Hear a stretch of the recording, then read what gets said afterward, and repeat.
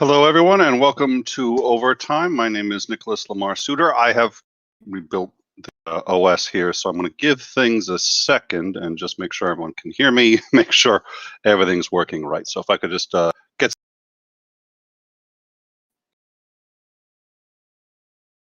It does appear to be a video issue, so...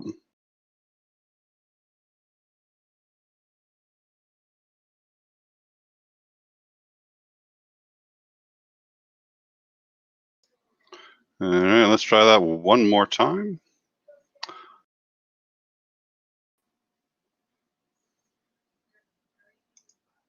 There we go. I think I got the problem down there. I apologize for that. We should be good. Vox is supposed to be here, but unfortunately has not yet been able to make it. But in an effort to try to be sort of on time, we are moving forward. So once again, let me just, I'm going to make sure that we actually have audio. So if everyone could let me know. Yes, the Doritos. All right, looks like we have audio. Looks like we're good to go. This is going to be covering some extraordinarily unique... Yeah, I know unique's a binary phrase, but nonetheless, some rather unique things that have been going on in the U.S. government over the last basically 36 hours. However, there's no way we could do a news update without covering coronavirus. I will attempt to cover it quickly, and we'll just go from there. Unfortunately, it seems like we are at a tipping point in multiple areas. Coronavirus is one, the presidential election is another. So let's start with coronavirus, which has always been rather serious and appears to at this point just be getting much more so. U.S. hospitalizations have reached a record high of 61,964 people, with a record of 139,000 new infections in a single day yesterday. This represents a growth of 70% over the last 14 days. The number of people hospitalized for COVID is now twice what it was in September, and medical facilities across the country are coming under unprecedented stress. The University Medical Center of El Paso has set up tents in the parking lot to deal with patients. The the convention center in El Paso County has been converted into a field hospital, and intensive care patients are now being flown to other cities and other states. 6 mobile morgues have become overwhelmed, and El Paso County is requesting 4 more to keep up with the demand. North Dakota has invoked a CDC guideline for severe staff shortages and has now declared that health workers who have tested positive may continue to work. Despite the positive test, may continue to work so long as they are able, but only in treating other COVID-19 patients. Testing sites in Wisconsin are being shut down to redirect staff and nurses to treatment. The Utah Governor Gary Herbert has said that the state has essentially nearly reached its medical capacity. He's declared a state of emergency and a statewide mandate for masks, saying, quote, the reality is, quote, that we are at the brink of not being able to take any more people in the hospitals. Governor Kim Reynolds of Iowa, who previously called masks a, quote, feel-good action, and has not only refused statewide restrictions, but also blocked individual municipalities from enforcing their own standards in Iowa, has for the first time announced a new statewide restrictions and mask requirements. Director of the the director for the Center for Infectious Disease Research and Policy at the University of Minnesota has said, it will not surprise me if in the next weeks we see over 200,000 new cases every day. That's 1 million cases in the United States every 5 days. This is concerning because medical facilities are already nearing capacity in the nation, and it takes roughly 2 weeks for new cases to reach the point at which they need to be hospitalized, and another 2 weeks before they die, meaning that we can anticipate as much as a 70% spike in hospitalizations in the next 10 to 12 days, followed by another one roughly 2 weeks after that in deaths. So that's it. I think there's we did have a bit more. We're going to try to stay out of the COVID stuff as much as possible, but there is no way that we are going to be able to This episode is for what's going on in the U.S. government, but we felt compelled to cover it. I think we're at a tipping point, and multiple states are going to need to lock down significantly in the coming weeks, I suspect. All right, please hold one.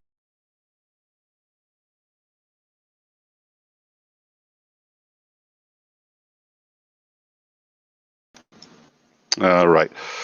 Meanwhile, the New York Times has called top election officials from both parties in every state in the union, and has reported as of today that not a single elected official has said that there were irregularities in the vote sufficient enough to affect the outcome. At this point, every major news outlet in the United States has called the election for Biden. Most countries have reached the conclusion that Biden has won, and many international leaders have been congratulating Biden on his win. Nonetheless, Donald Trump refuses to acknowledge that Biden has won, refuses to move forward with it, and is making a number of moves and overtures that suggest that he truly believes he will be in office next year. A lot of these are very concerning, and from the outside, it looks a bit. Oh, and I apologize. I think we do have Vox, and I just maybe noticed her coming in, so let me add her here. Vox, how are you? Hello. I apologize for being a little late. That is all right. We've covered the COVID stuff, and I think that was wanted to go over that quickly. So I'm mostly, I think. I'd like to point out that, remember, they said as soon as Joe Biden won, COVID was going to disappear, right? It's just going to disappear.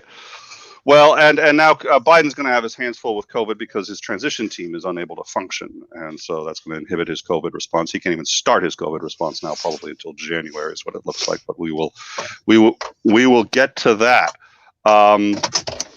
And I think so. You and I have been speaking a bit about what's going on, and this strikes me as and I've just started this. This strikes me as really unprecedented. The level to which the Republicans appear to be clinging to the fact that Trump will still be in office in one way or another, and some of this is very disturbing. So the New York Times again has said that after having called election officials, and let me do a quick rundown of what the number of election officials have said according to the New York Times. The Ohio Secretary of State Frank LaRose has said that, quote, "There is great human capacity for inventing things that aren't true about elections," and has recertified that the Ohio election is valid and went off without any significant cases of fraud. Minnesota Secretary of State Steve Simons said, "I don't know of a single case where somebody argued that a vote counted when it shouldn't have or didn't count when it should have. There was no fraud." Kansas Secretary of State Scott Schwab said, "Kansas did not experience any widespread systemic issues with voter fraud, intimidation, irregularities, or voting problems." Nonetheless, the president's personal attorney, Rudy Giuliani, has claimed on Saturday that the Pennsylvania election was rife with fraud. However, the office of the Pennsylvania Attorney General has said, quote, "Any claims against the Commonwealth have already been dismissed, and repeating these false attacks is reckless. No lawsuit even alleges, and no evidence has been presented thus far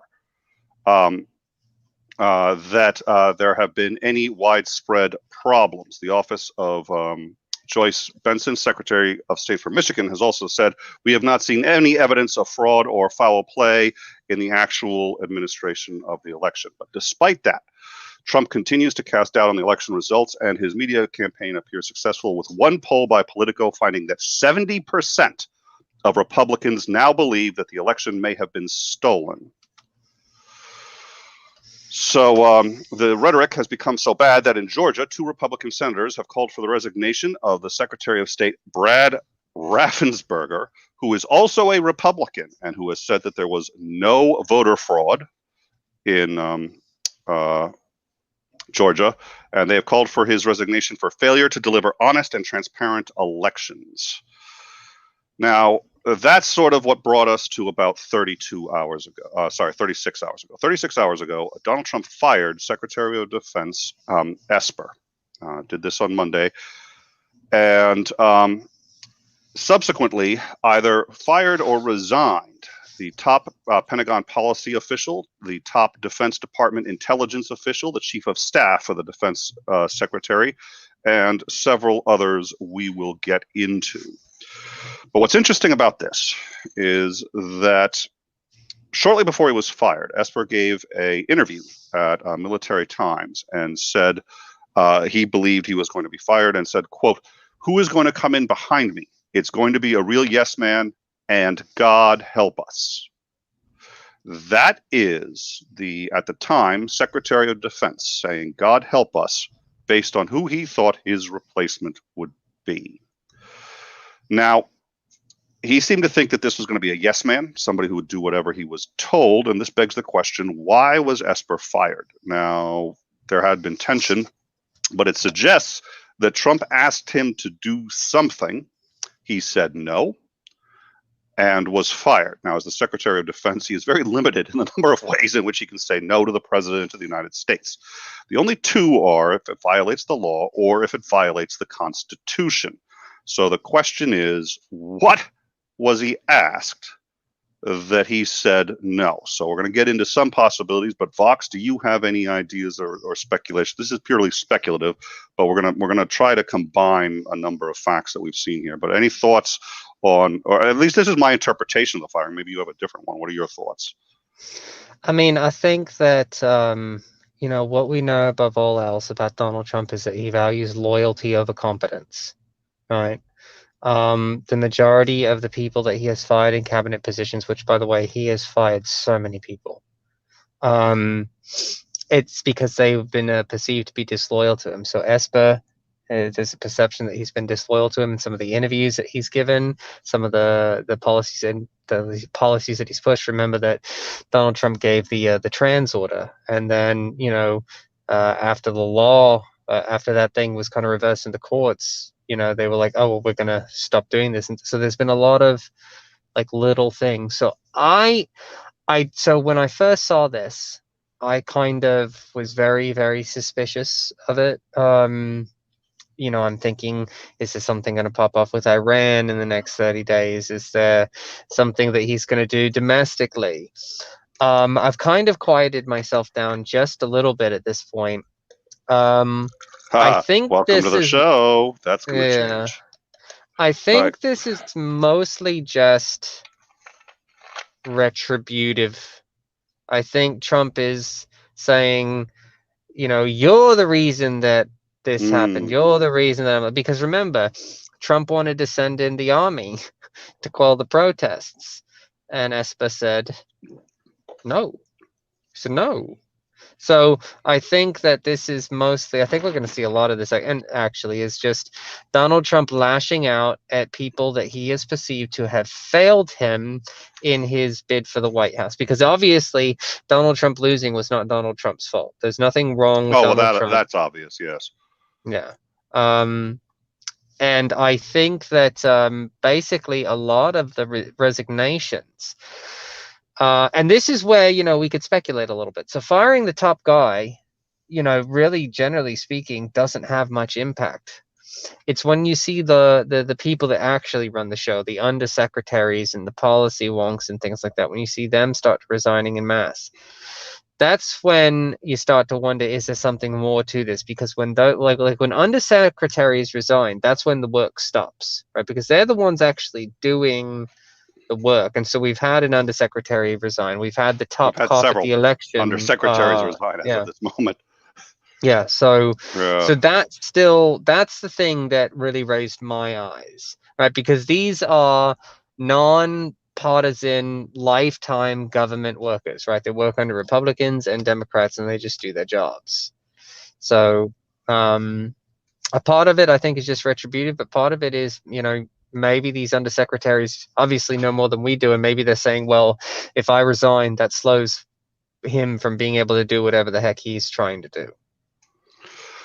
Yeah, I think I like that interpretation. I hope that's correct. The several ones that I've heard is, one, it's all retributive. He's pissed, and so he's lashing out at people. I'm somewhat disinclined towards that one, because while I do think that's him, there are other signs that he genuinely thinks he's going to be in power by the end of January next year. There are genuine signs. So either he's in denial, I don't know what's going on, but this is concerning when taking the whole all of what's been happening. The other one is that he wants to reverse course in Afghanistan, and these are the people who have interfered in his ability to do that. And two, that three, I guess. So the first would be it's retributive.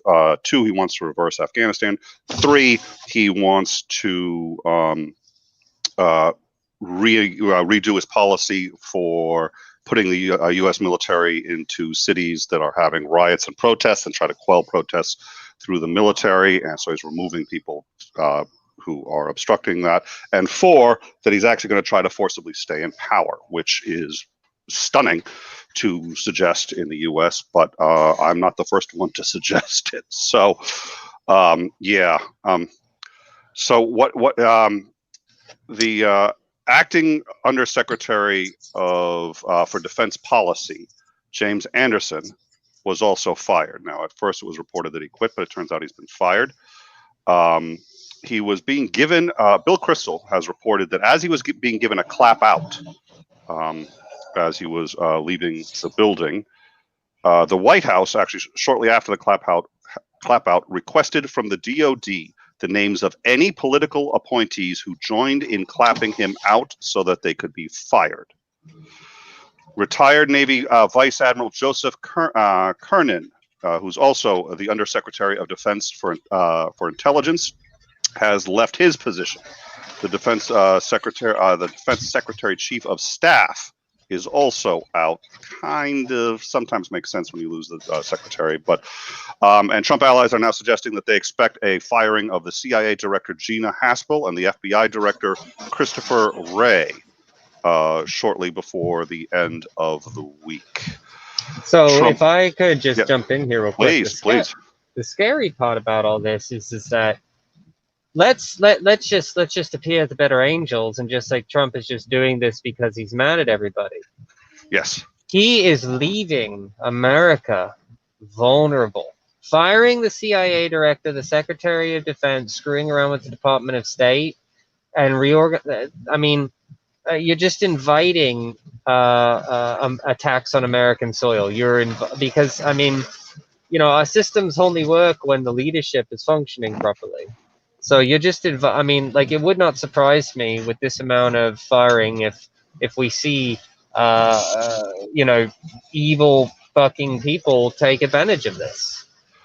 I think that's a spectacular point. That's not one that I normally jump to, but is a huge one that's been mentioned by multiple high-ranking members of the Department of Defense, and what they've said is that he is irrefutably making America weaker, because on top of undermining the transition process, our enemies know that we are now fighting amongst ourselves, and they know that there's vulnerabilities, and they know that there's open positions at the highest levels of intelligence.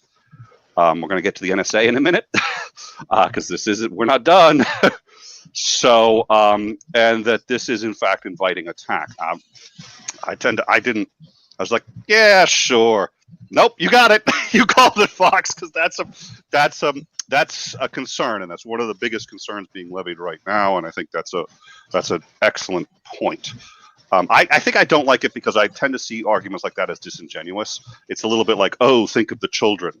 You know what I mean? It's just like, but in this case, I think you're right. I think you've got an excellent point, and I think, and he's leaving us blind, because yes, and again, it's not just the top. It's one thing to fire a cabinet member. It's another thing to fire undersecretaries and then the bureaucrats at work, because that's what leaves us blind, because those are the people that know where the paperwork is. They know where the information is, right? Because these things are like, there's a reason our intelligence apparatus is compartmentalized.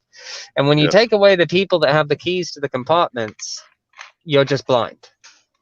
So, well, and we're replacing them and replacing how we do also, because we talked before about the presidential daily briefings, which currently is being denied Biden, which is also unprecedented. Usually they give them actually early, and oftentimes they actually start when each party gets a nominee. They usually start getting a light version of the presidential daily briefing at that point, because one of those nominees is going to be president, and they want them to be able to come in and hit the ground running and know all of our intelligence secrets. Know Hillary Clinton was getting it. Trump was getting it when they were both running to replace Obama. They started getting it at that point. Biden has not yet been getting his. Yeah.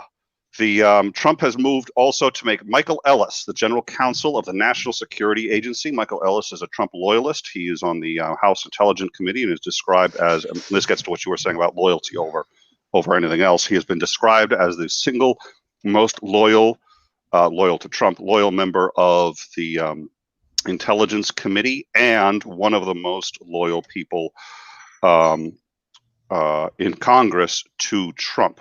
He has been now that nomination can still be fought, but Trump is pushing hard to get Michael Ellis in as the general counsel. This has been done over the explicit objections of General Paul Nascone, who is the director of the NSA. And one former member of the NSA has said, quote, "It's about burrowing Trump loyalists into suspected deep state agencies. This is consistent with Trump's ongoing effort to hold on to power by making sure that no institution can be used to deny his grip." Now, if the NSA ends up in a legal situation against Trump, it's the general counsel that you are going to want to have control over. And I find the fact that before even removing the director of the NSA, he is putting a Trump loyalist into the NSA's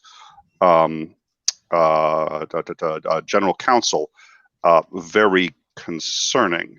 John Brennan, who most of you will remember is a former director of the CIA, said, quote, "I think there's a lot that's going to happen over the next 75 days as Trump carries out vendettas, settles scores, and tries to position himself for his next act. He is totally undisciplined and an unethical individual. I don't trust anything is beyond him," and that is a very scary thing to say.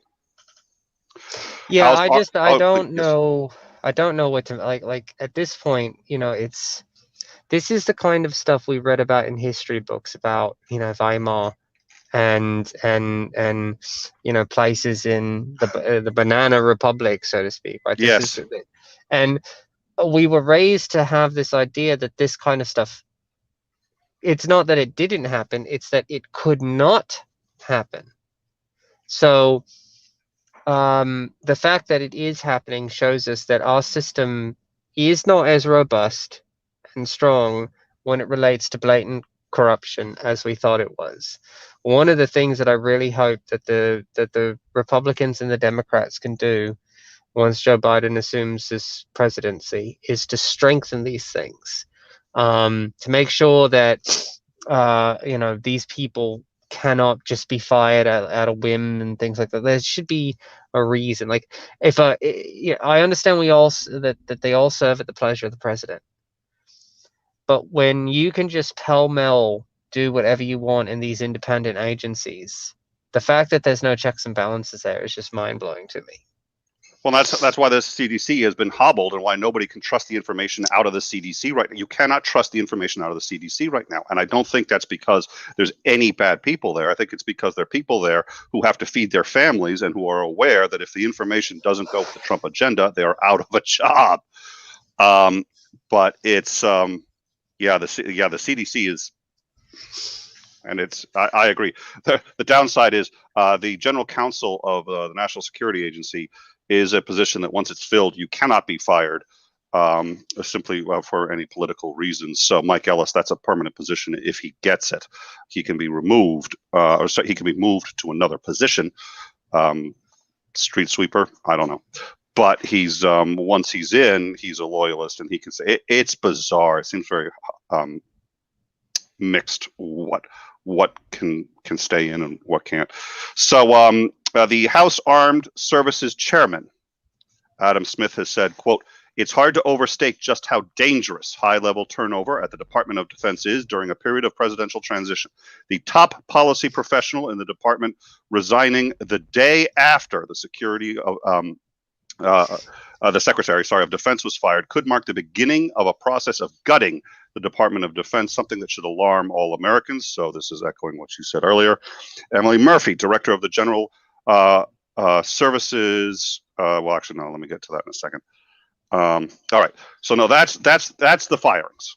That's the firings, and then I want to speak to sort of the general tone that concerns me aside from this. But I think you brought up a really good point, which is it's very hard to see this as a genuine attempt to hold on to power. And the reason is because that doesn't happen in the U.S. At least that's where my mind goes to. That happens in banana republics. That happens everywhere else, not in the U.S. On the flip side, if I saw this happening in any other country, if I saw this happening in the UK, France, Germany, any other industrialized country, I'd say, holy shit, guys, guess what that is? That's an attempted coup. That's what I'd be saying. I do think that, we do have enough. I mean, look, I think that we're going to see Trump. He's going to go down to Mar-a-Lago and he's just never going to come back. All right. Now, that's what I think is going to happen. Having said that, I do not think that Trump has the support necessary in order to do a coup. But the fact that he can come anywhere near having the power to have a coup is disturbing as an American citizen. It's absolutely disturbing to me. Fortunately, I have calmed myself again with wonderful images of the Secret Service tossing that fat man out on his ass. And by the way, I know that Anderson Cooper got in trouble for calling Donald Trump a obese turtle flailing around on its back in the sun, and I think rightly so. But I'm not Anderson Cooper, so fuck that morbidly obese bastard. Get him out as fast as fucking possible. January 20th cannot come fast enough. I think Biden has said, the Secret Service is very good at removing unwanted guests from the White House. But here's where I get concerned. So we have all the actions of the firings and the people that have been replaced, and we don't know how to interpret it. We don't know what's going on in his mind. It could be revenge. I think is absolutely within. It's just like you're fired. You're fired. This wasn't my fault. I'm firing everybody who's burning down the house. Fired. Burning down the house so that when Biden gets there, there's nothing there. There's all sorts of things, but the reason I'm concerned, I do think he's a little unhinged. I'm not convinced that, at least in his mind, trying to hold on to power beyond January of next year is that there's anything wrong with that. I'm not sure he sees anything wrong with that. And so far, a number of Republicans have not. There's been some people condemning this, but not a lot. And to get into a few now, the Secretary of State. This is the United States Secretary of State. Mike Pompeo was asked about was asked about would they allow the transition team to do their work, which hasn't started. The transition team is being denied access.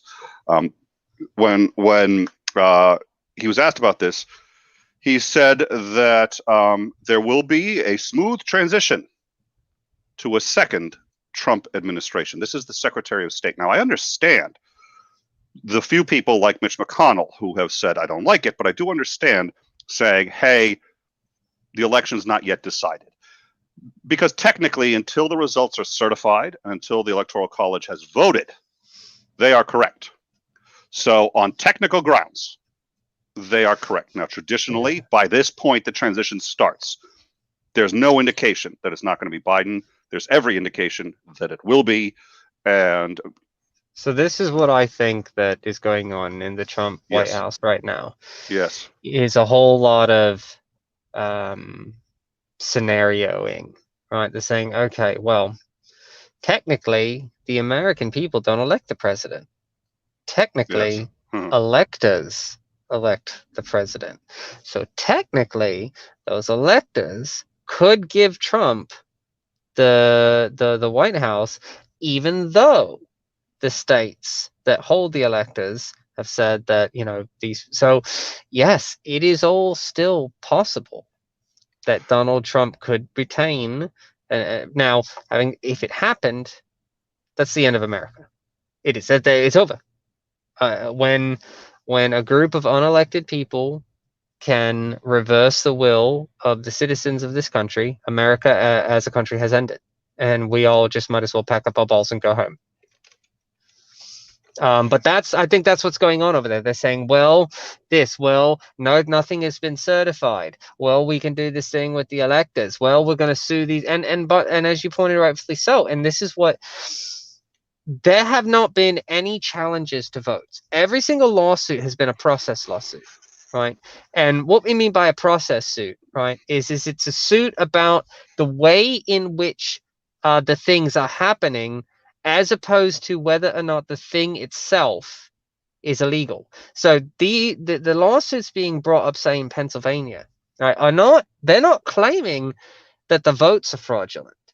They're claiming that the process by which the votes were counted is fraudulent, which is the same thing that they are saying in Nevada, in Arizona, in Wisconsin, and places like that. Like, that's what they're saying, right?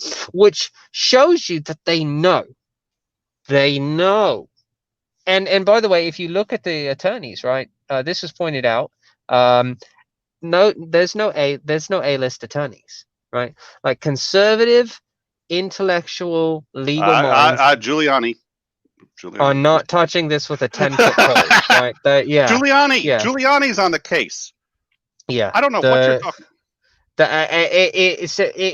I understand what you say at the outset, but just trigger warning. They haven't sent in the Jews, right? They haven't sent in the Jews. Until they send in the Jews, right? Okay. Okay. The Leibowitzes and the Kolowaskis and the things like that. Look, the big name attorney, right? They haven't sent them in, right? And so we've got Giuliani. Right, this is what we've got. We got Giuliani. Who is holding a press conference in a landscaping parking lot next to a dildo shop. Right. This is. I didn't know that part. Okay, that was salient. Okay. So yeah, and so look, there's this wonderful idea going on. This is how so you've got this. How did it start? Donald Trump starts descending on an escalator, like a golden escalator, with his wife waving and everything, and that's how it started. How did it end? It's ending with Rudy Giuliani in a parking lot of a basically defunct agricultural business, giving a press conference about how they're going to stay in power and subvert the rule of law next to an adult bookstore. And that's how it ends. If you need a better metaphor for the incompetence of the Trump White House, if you need a better metaphor for the incompetence of the Trump administration from the top down, there is nothing better than Giuliani giving a press conference about subverting the rule of law in in a parking lot next to an adult bookstore. Well, so this brings up an excellent point, because on September 23rd, we did a show. Actually, we did a show the next day on The Atlantic, which was reporting that campaign insiders had said that there was a plan going on that if he did lose the election, they would go to governors and directly get those governors to assign electors, instead of assigning electors based on the vote, which not in many states they're not required to do that. Governors assign the electors that belong to the state. The way in many states, the way they choose, they just go with the vote. The plan was, according to the Atlantic magazine, September 23rd, the plan that the Trump campaign has been preparing has been to go to governors and say, we should be president, not Biden. Do what's best for the country, and give your electors to the Republican Party. The Republican Party then sends them to, gives them to people who will vote for Trump, and then unless you have faithless electors, Trump wins. That's a complicated process. I saw some things about faithless electors. I'm not as worried about faithless electors. I'm worried about faithless governors who don't honor the vote and give the electors to Trump anyway. And it looks like, that's what Trump was planning. There was the Atlantic article on that is spectacular. I recommend people go see it. But right now, NBC News is saying that there is, in fact, a plan by the Trump administration to do just that. Forbes has actually, it was started with Forbes saying that Trump is essentially initiating that plan, and NBC News has said that yes, Trump is now going to attempt to turn the electors over. But in his mind, and I think you're right. I think that's a spectacular, because now even like Hillary Clinton won the popular vote, but followed the process with the electors, maintained faith with the system and how it's supposed to work, and gave up her bid for the White House. She didn't contest it. She didn't do anything. Now he's won the popular vote. He's going to win the Electoral College, and Trump is, it looks like, going to try to go around it. The several things that, in my mind, are most concerning. One, the director of the General Services Administration, who is in charge of the transition, has refused to give a certification that Biden is entitled to start the transition process. So Biden has no access to any transition resources, no funding, doesn't have access to. There's a building that's actually next to the White House. They move into that building to prepare to move into the White House, and then they just, on election day, they just transition from one building to another. Isn't getting the presidential daily briefings, is completely locked out of the entire process. The American embassies have been instructed not to discuss anything other than a Trump presidency. And many embassy officials have said that they have been told not to assist Biden in engaging with any foreign leaders who wish to congratulate him. And diplomats are saying that they won't even discuss the Trump administration for fear of accidentally describing it in the past tense and getting fired. This is insane. And yeah. The thing is that once you like let's say Donald Trump succeeded in turning the election to the electors, it's Pandora's box. Once you do it, you cannot take that back, right? It's look, and this is what Mitch McConnell is going to have to deal with, right? So Mitch McConnell has to deal with the fact that he bucked the process of Supreme Court justices and did whatever the heck he wants to do. He can't undo that now, right? The same thing, it will be true of this. If Donald Trump does this, and by the way, I don't think he would succeed. Right, let me put that out there. I don't think I fully expect to have Joe Biden installed as the president of the United States on January 20th. But if he tries this, you can't undo that once you've done it, which means that the other side can do it too. Right? Yes. And so the short-term things, and what this is, right? What this is a generation of people who are desperately trying to cling on to the last vestiges of power that they can amass before they croak. I mean, look at the age of these things. The majority of these people are septuagenarians, right? Mm. And look, I love old people, right? We all love our grandmas and our grandpas, but they have different ideas than we do.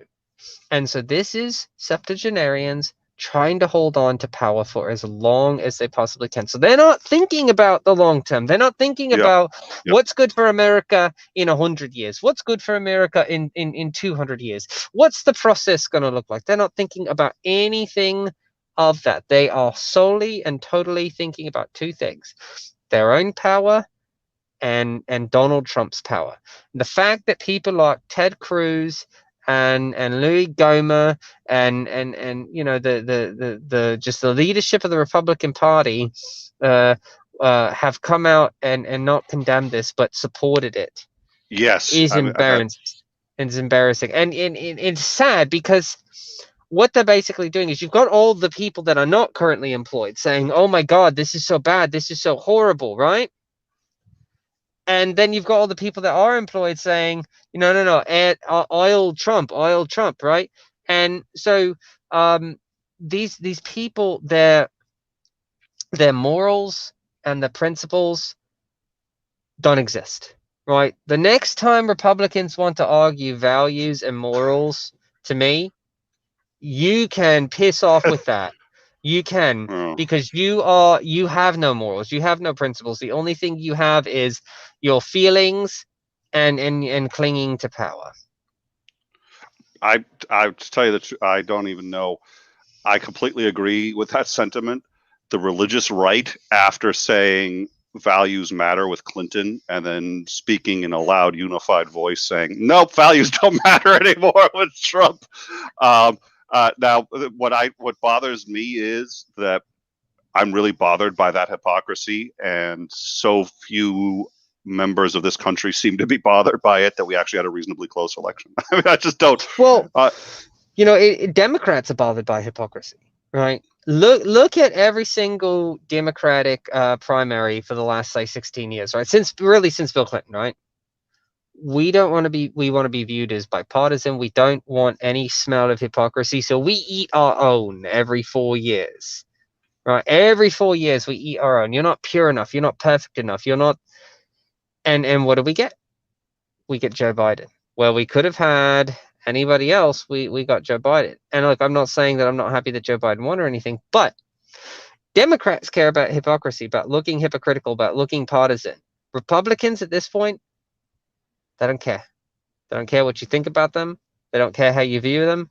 Only thing they care about is themselves. They don't even care about the people that vote for them. They just care about themselves. I'm trying not to become that cynical, but I'm failing. All right. Well, I think.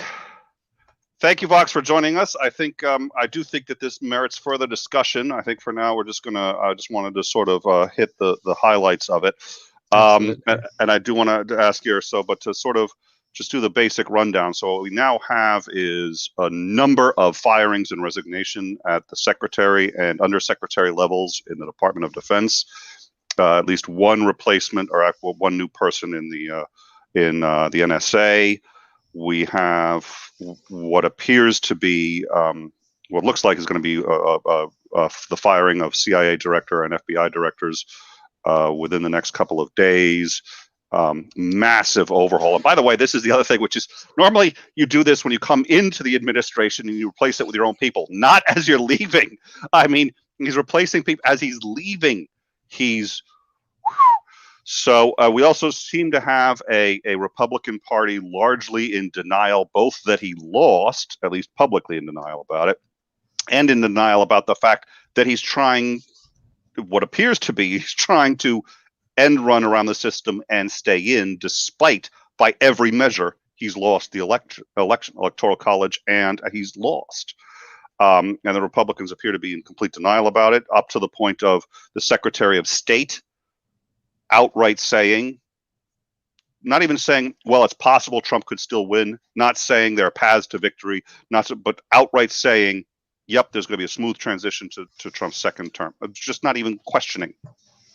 This is the Secretary of State for the United States denying the election even happened and that there were any. Holy shit! So there is, from multiple sources, a lot of growing fear in the Department of Justice that it's being weaponized. Department of Defense, that it is being weaponized.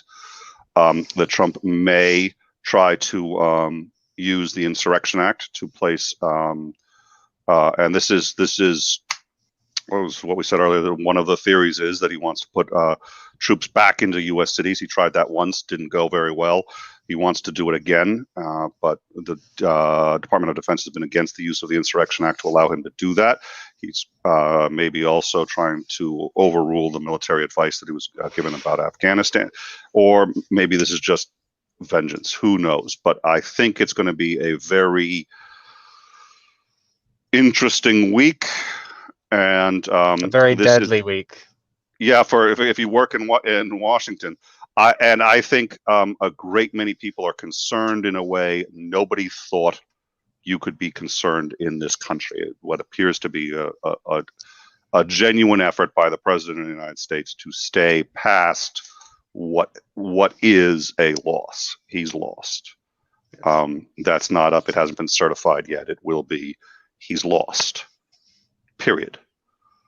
All right. Any other thoughts before we go? No, I think that you've done a pretty good job of covering this today. I think that we are gonna, make sure that we continue to watch this. Everybody that's watching the show know that we are going to be continuing to watch this. I think that there's reason to be hopeful, but there's reason to be vigilant. And then, of course, also, please be safe, wear your masks, stay inside if you can, because this is going to be a very deadly month. It just is, and there's no real rhyme or reason why people shouldn't be wearing masks. So please just protect yourself, protect your family. And that gets me, because we did have a question in the live chat about this, and I wanted to clear this up. I had said that Biden was going to be behind on COVID response. The reason is he doesn't have any other transition materials he needs, so he can't even start restoring the CDC. He can't start half the planning that he needs. He is not up to date on, he's up to date on publicly available information on COVID vaccines and trials, but he's not up to date on anything that's privileged, because he's not even getting those briefings. So his team has admitted that they're going to be hobbled in their response to COVID-19 and can't implement that for 2 months past when they anticipated, because they haven't been given access. So that's what I meant when I said the COVID response. I'm more optimistic. I think it was the